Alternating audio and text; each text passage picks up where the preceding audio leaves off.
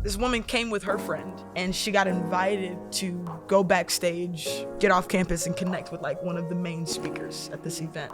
And it was like an opportunity of a lifetime, big moment. And they rode together to this conference. She got so excited about the opportunity that she looked at the friend that she drove with and said, I'm sorry, I have to take this opportunity. She says, you have to find a way to get back home. And she left. It like hit me, and I'm like, Lord, why do it broke my heart. And I was trying to figure out, why did that affect me so deeply just now? Because I wasn't really super close to the girl who was left, and the Lord said that phrase to me, and it just stuck with me. And it was like, this is what happens. Relationships get broken when people choose opportunity over relationships that are God ordained, you know, at the expense of relationships that are God ordained.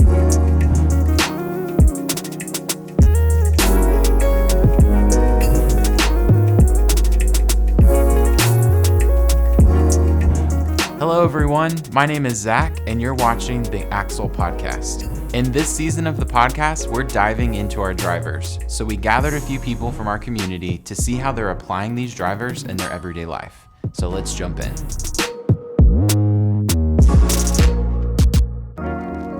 I think relationship over opportunity also looks like people caring about me more than they care about what they can get from me. And you know, we all have giftings and things that we have to offer in the world, you know, what we can do, if you will. And sometimes people are more concerned with that than actually just us as sons and daughters. And I mean, I'll forever be marked by the way Brad McCoy loved me. And I had just started, actually I met him he's basically my pastor through college, and he's been like a spiritual father in my life for several years. And I met him around the time I started to do music, and I'll just never forget, pretty early on in our relationship, he just told me, he was like, God cares more about your heart than he does your gift, than he does about anything that you can ever do. And was just committed to loving me in that way. And so he celebrated my gifts, but he never let my gifting and what I could do get in the way of challenging me, get in the way of loving me, get in the way of just being in relationship with me, you know? And so I just kind of early on had a bit of a twisted view of what my gifts were, you know? I needed AXL a long time ago for myself, you know? and I just thought I need to do a lot. To be loved and to receive affirmation and love. And Brad was one of the first people that was just kind of like, no, put all that down, like just chill, like just chill, just be here, like you don't have to do that, you know? Like I just started doing music, so I'd carry my guitar around everywhere, you know, and I was like you know, just all the time, and he'd just be like, you just put it down. I think it sounded bad a little bit too, so I think that's part of why he asked me to put it down, but I think it was mainly because he wanted me to know I wasn't welcome in the room because of what I could offer. Just because I'm a daughter, because I'm loved, you know? And but that's kind of a different take on it, but like that marked me. Him pursuing relationship with me in that community, receiving me as a person rather than pursuing me as an opportunity for the community. That's so good. And I think it's so imperative that us as kingdom sons and daughters just know that like we're either going to steward giftings or we're going to steward people. And we have to be able to steward. We can steward both, but it just cannot be, and that's another one of our drivers in another episode, but it cannot be the gifting over the person, over the relationship of the person. And I think as we steward people, naturally the gifting will be stewarded as well. And I just love how that was his heart in that season with you. And I know that that is a big reason why even AXL, like we have the character over gifting driver, because I mean, you've seen it modeled in your own life. So it's beautiful. It's good.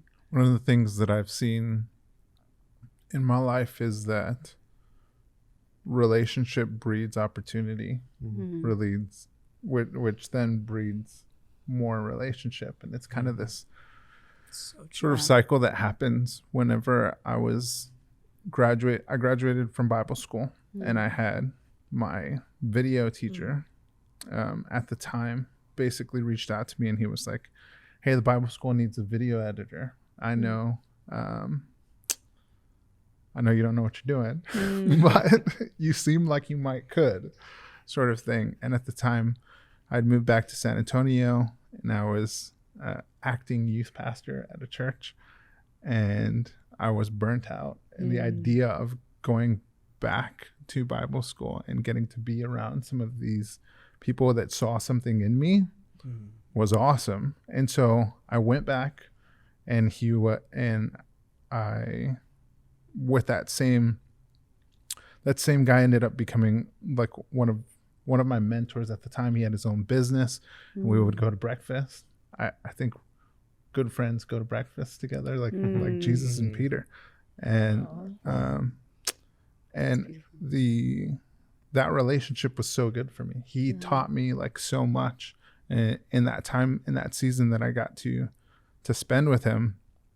And shortly after, I got to kind of build a relationship with Ezra. That's where I met Ezra at that job. And Ezra and I have been working together for like over a decade now. And that's been over building a relationship on silly little projects together. But then from getting to have a relationship with Ezra and kind of build together, Ezra was able to introduce me to people that then, like, for years I got to work with. And so it's one of those things that I think that as long as they're in the right order, that's so like good. they're going to just build on each other. Yeah. It's so good. You're just so good at modeling this as well. Just to like honor you publicly in this little room of 5 people, but also on the podcast and all of it. Like, I am someone who's also benefited from that relationship over opportunity mindset that you carry, and your investment in the relationship in me, again, like you said, like bred opportunities that grew relationships. And it's been, in a very practical sense, it's been very beneficial for us to like invest in relationship with each other, but we never like started with the opportunity in mind. We didn't have any opportunities in mind. There weren't any opportunities back then. Besides just trying to make it through a 24-hour edit session at Bible school, whatever. So and I just see where God has taken our relationship for the past 10 years, and I'm so grateful for it. So thank you for modeling that. Wow. It's been fun. I think adversely, how you're saying relationship breeds opportunity. Like, if you put it in the wrong order, you find a lot of burned bridges in relationships.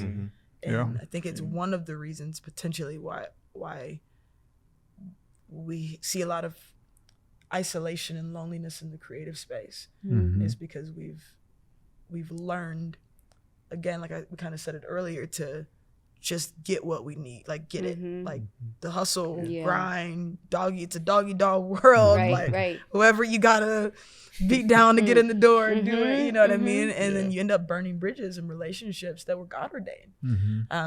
This is actually, for me, like the first time the Lord ever spoke this driver to me was I was at this conference, and this woman, long story short, friend of mine, this woman came with her friend.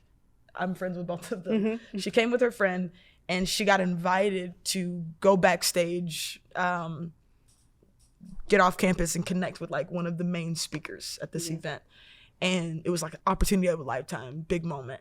And I was standing right in front of them, and they rode together to this conference. She got so excited about the opportunity that she looked at the friend that she drove with and said, I'm sorry, I have to take this opportunity. She says, you have to find a way to get back home. And she left. And I literally watched her friend just crumble. And I was just like, what just happened? Like, I was so like, it like hit me. And I'm like, Lord, why do it broke my heart. And I was trying to figure out, why did that affect me so deeply just now? Because I wasn't really super close to the girl who was left. And the Lord said that phrase to me, and it just stuck with me. And it was like, this is what happens. Relationships get broken when people choose opportunity over relationships that are God ordained, at the expense of relationships that are God ordained. And so I'm just bringing that adverse to it. Like, Yeah. they breed opportunities, but when it's out of order, Mm. bridges are burned, you know?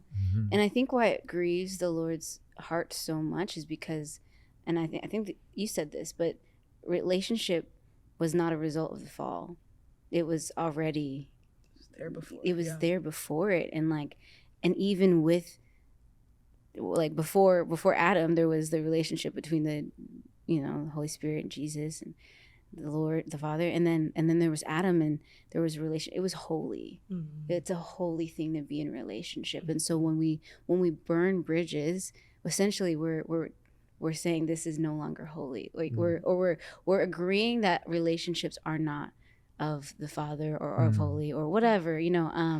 I think it grieves him so much because it was not something that came with like, oh, Adam, you messed up, now you have to be in relationship with one another. It was this was already this was already a thing that the Lord loved so much. He didn't even create the earth without being in relationship. He said, let us make man like us, like he understood that there was something about relationship. And I think we have to shift our perspective to see it like the Lord sees it, to see it how the Father saw it before there ever was a fall. Because there's something to that when we can get our perspective. And even what you were saying, the end goal is people. So not seeing people or relationships as like this thing that's just getting in the way, but it's holy. It's a holy thing. Yeah. Something that I feel like is a recent example of what we're all talking about. So I'm working on like a new music project, and excited. Let's go. Yeah, and so like in doing that, like I want to steward it and like set deadlines and like like there are a lot of moving pieces, and so and we have like other things going on in our life outside of that, and so even Ezra and I were just like looking at like the timeline for the whole year and just like trying to make the most of our time and everything. And I think in working on a project like that, it can be easy to want to just move through all the projects and all the pieces and like the videos and like all the launch plan and all that stuff, and even in like writing the songs and wanting that process, like wanting to get to the end result. And even with friends that we've like written songs with, or the producer that we're working with, like it's interesting because he has like a lot on his plate, and I think I've just been so challenged in stewarding like the people, and you can like there's this fine line where you can like push people to where they are having to meet a deadline and like they're burning themselves out. And I think I've been able to be more aware in the seasons when we've like burned ourselves out, or we've maybe even been so proud of ourselves for like working 100 hours a week or like pulling all these all-nighters and stuff, and it's that thing that's really like glorified and glamorized in the world, like the hustle and the grind and all of that. And so I think just in this project, like it's just really learning to value and care about the people involved and the person, and making sure like the people involved in the project are getting to rest and are having time with their family and like Sabbath. And there have been times that we've just moved days and canceled days and changed trips, and it's just like it's funny because it almost like it hurts your flesh and you're like, oh, I want to get this done. But I feel just challenged to do it that way this time, and for the process to be different this time. And even we've had conversations because Ezra and I like work together on music and other things, and just that it doesn't look like it did last time, where Ezra's having to like work through the night on like editing all these videos, and you know what I mean, like that it'll look different this time, and even that would be like more fun and just healthy. That's good. And there would be less like turmoil or like fights or stress in it, and so I think just stewarding each other better during the process is something that I've really been challenged in. So it's so good. That reminds me of a recent scenario that I found myself in. I was working on a project and just had felt led to partner with a certain company to help release the project. And with a new friend that I made who's in the industry, we're working together on it. And long story short, there's a lot of details that will not go into this podcast. But what happened was I went to release one of the first singles from this project, and I didn't hear from this person for like a few weeks, like in a row, like around the time that we were scheduled to drop the single. And so just as an artist, you know, that is a deeply irritating situation. You know, just a lot of opportunities for my flesh to arise. You know what I'm saying? And so I was deeply irked. I was very bothered by the situation. And every time I would take it to the Lord, like the Lord would remind me of relationship over opportunity. And I'm like, what is that right now? Like, why? How do we do that right now? You know? Right. I'm thinking about the relationship with the listeners of this album is what I'm thinking about. You know? That relationship is important. And so, but the Lord just kept kind of just dealing with me in this space, convicting me. And what happened was he led me to pray for this person intentionally.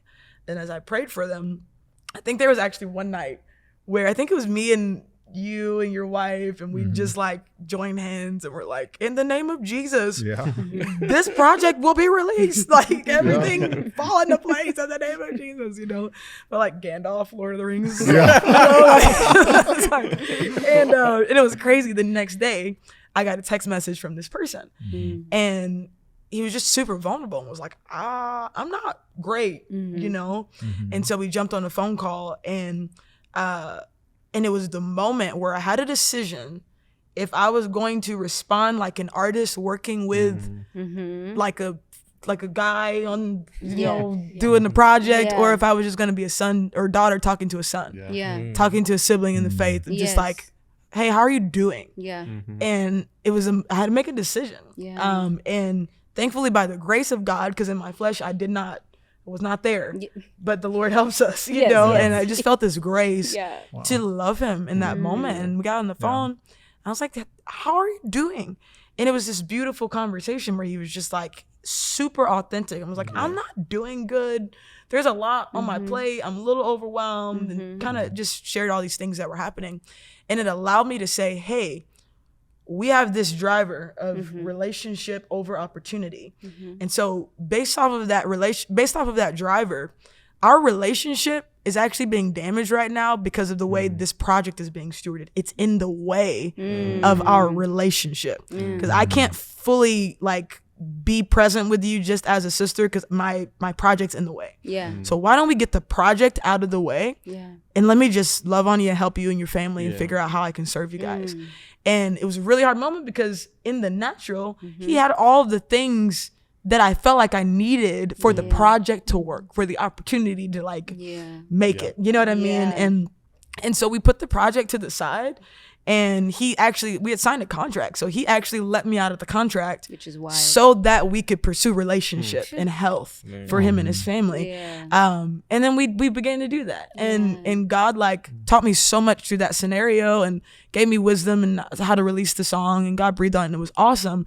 But it wasn't at the expense of a son that just needed to be loved and needed somebody to stop and say, hey, and what's the issue? You know, and the reality is there's so many people in his life, artists that he'd been working with, that could care less about how he's doing because they have a project in the way. And so I know you're dying. I know you having anxiety attacks, whatever it may be, but like, it's really not important because we got to get this deadline. You know, and so I'm just thankful for, you know, for a community where we can have these conversations and be challenging each other because it's real. Like when you're in the midst of a project that you know is even from God, you know, you're like, for the sake of the kingdom, die, you know, like get out of the way. And it's just not right, you know, like that's not actually the kingdom. Like you said earlier, I love how you said that earlier. Like we're missing the actual point along the way. So that was just an example that came to mind. That's so good. And I think it's so cool that the Lord was even like preparing you, like, hey, it's relationship over opportunity. And you're like, what?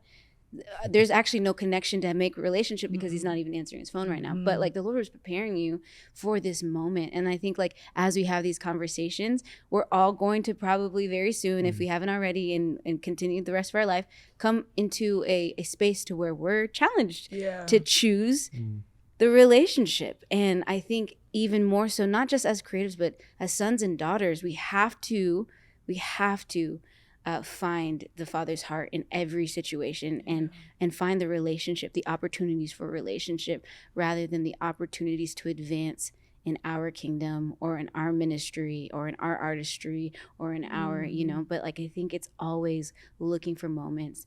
Last night I was working with this guy and a good friend of mine in LA. We've been writing a song together for the past probably a month, and it just was random, but I felt like it was the Lord that brought this opportunity to come to pass. And this was the first time that I actually sat down and asked the Lord for his heart for his son, because I had a relationship with the other girl, and so we've been doing life together for 3-4 years. So, you know, I'm like, okay, we're just doing life. And I had this moment. I was like, there was like 10 minutes before the session started, and I was like, I didn't do my part. I should probably spend the 10 minutes to do my part so that they don't think I'm lazy, you know, or whatever it was. And I just asked the Lord for wisdom in a moment. He's like, can you pray with me for 5? And I was like, but then I only have 5, Lord. And, you know, I want to impress that, you know, just like performance. I was having to like debunk all of these things in my heart. And the Lord took this moment, and I started praying. And all of a sudden I got this heart. And at first I had like this gratefulness for this opportunity. And I was like, what is this what is even this opportunity if it's not about the people on the other end? And I just like all of a sudden got the heart of the Father for this guy. And he's incredible. He if he doesn't know Jesus, he has the heart. Like it's just incredible. I don't know him that well. He's from Japan. There's like it's cool though, like what the Lord is doing. But in the session, he started eating, and it was like random. We were like deep in the session and 2 hours, and he started eating, and we're on a Zoom call. And I just had this urge to ask him what his favorite food was. I was like, blah, blah, blah. What's your favorite food? And he starts going off, and like we start this beautiful conversation that was just like, it was wild. Like it ended up in like, oh, how are we all going to meet each other? You're going to go to LA. Actually, I'm already going to go to LA. You know, it was like this beautiful moment where we were able to build relationship, but I think I would have missed it had I kept seeing it as an opportunity. Like, wow, this is a great opportunity for us to get the right to write the song together. And what I think relationship is, or what I think this opportunity is going to breed, is going to be for the listener rather than for the person that's actually on the call that I'm talking to, right in front of. I'm like, oh no, people are gonna get blessed, and that's those are the relationships that I want to steward, you know. And it's like I will never see everyone who listens to that song, but I can see this son right here, right now. And it was just so beautiful that the Lord took a moment last night with me to just, even before this podcast, like wasn't even thinking about the podcast at that time because I was thinking about the song and how I failed to bring my part. But it was just so cool to see that modeled. And like, I think it's because it was birthed from this community, or like us having conversations, to where it went from a head thing to a heart thing, to this is how I want to live. I want to live a relationship over opportunity lifestyle, and model after Jesus. So I think there's so many moments, like I said, where God is preparing us for the moments to be like, okay, it took me 3 sessions. I pray that next time it'll take me 1 session. The first session, to where I'm like, okay, what is this for? You know, it's not for the listener. It's actually for the son, you know? And so I think we're constantly, as we're diving into this, growing in this space. As individuals, how do you guys think that you can grow in this driver today, relationship over opportunity? I got this picture when you guys were talking about it. I saw this picture of like the Golden Gate Bridge and how it connects 2 bodies of land that otherwise would not be able to, you know, connect. They would, but it'd be challenging. And I just thought about the fact that, like in the idea of a relationship essentially being a bridge between 2 people, like the relationship is the thing between us that we have to steward, you know? Like Wow. it's something that, and the strongest bridges take a little bit longer to build, but the strongest bridges are not just for the builders, they're for the people who will be affected, right? So like the bridge and the relationship that I build with Jasmine, with you, with whoever, is not just for us, it's for the generation to come. It's for our kids, it's for our, you know what I mean? It's for the people around us who need that bridge to exist so they can get between point A and point B quicker. Wow. And I've just been so impacted by, someone mentioned this in a small group that I was a part of recently, saying he was not from America. He was Russian, and he was sharing from the perspective of a Russian coming into America and seeing how selfish and individualist and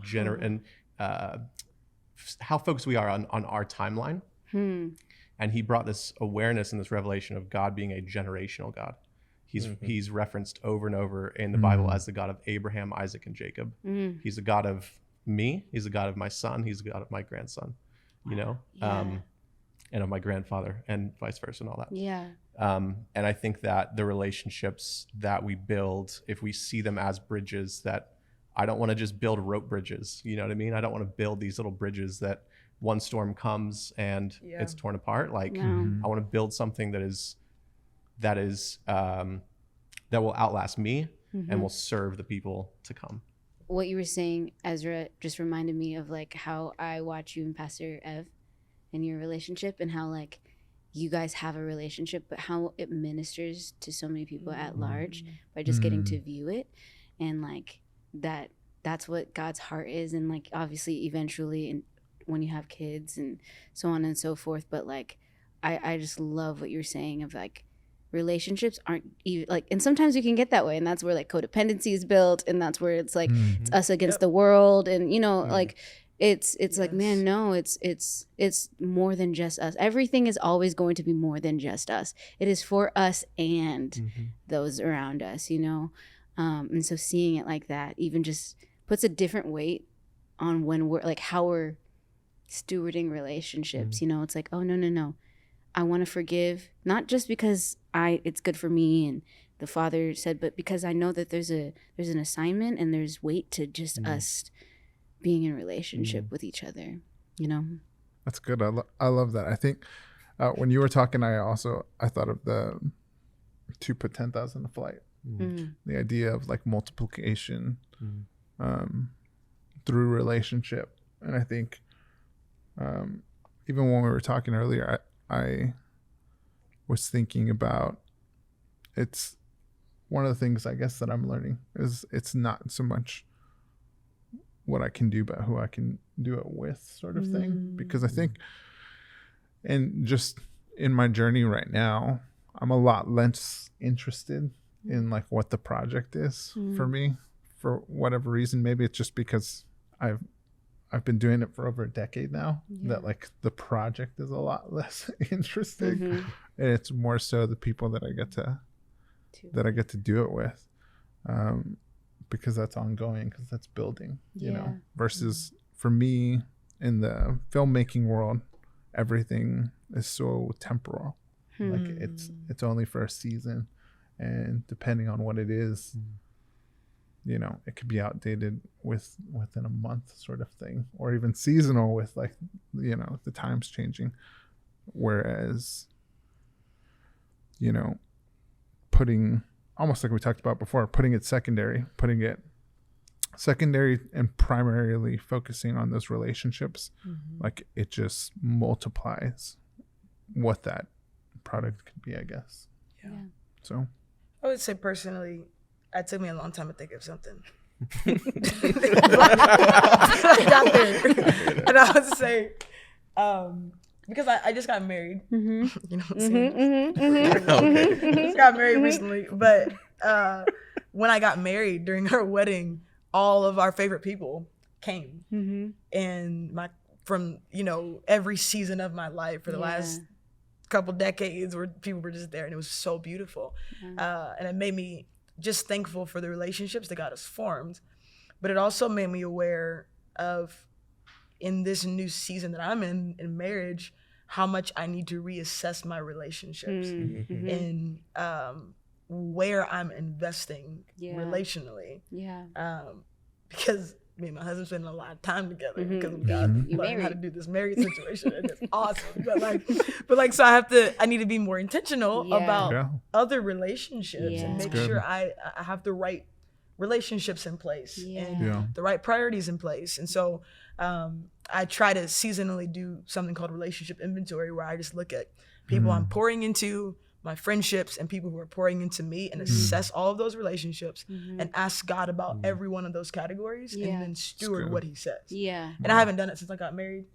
So this question made me realize, I need to do that now. So thank you for your ministry. You're awesome. welcome. You're Yeah. welcome. Wow, that's good. That's so good. I love that relationship inventory. Okay, well, I just want to thank you guys so much for joining and being a part of this episode. This was awesome. I really hope that I know that the listener will take away so much from this. And we were supposed to end on a challenge, so I'm going to challenge them. So I just want to give this challenge to whoever is listening, to assess in their life how they are operating in this value. Are you operating in the value of choosing relationship over opportunity? And if you're not, if you're being honest and you're not, ask the Lord how you can start, how you can begin. It's not that if you haven't been doing it, it's not you're failing and you're not going to get into heaven. No, it's not that. It's just asking the Lord simply, how can I apply this value? How can I apply this driver to my life? So thank you guys so much. Love you guys. Until next time. Bye. Bye. Yay. Awesome. Great. So good, young dropping bombs.